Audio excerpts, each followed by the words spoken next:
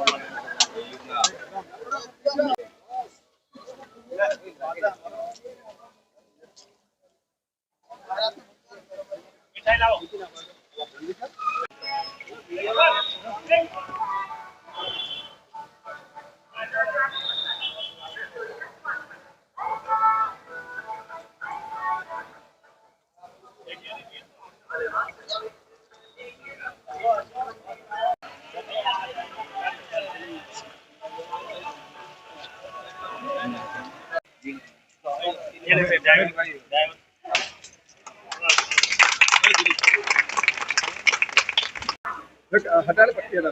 हाँ पट्टी हटा पार दो। हाँ यार अब देख लो।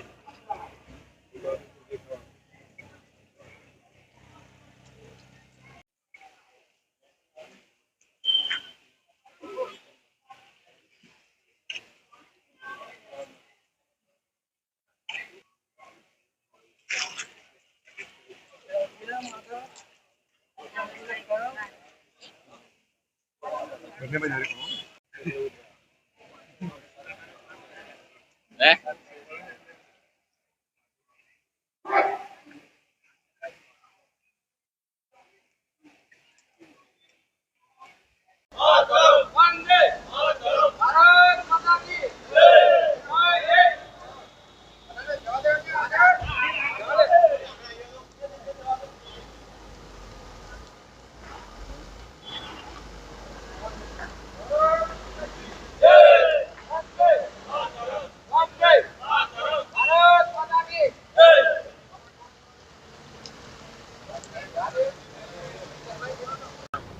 जाकर पाछा वाले के हाँ तो वांदो नहीं हमने उतार दो जवाब दो चलो जवाब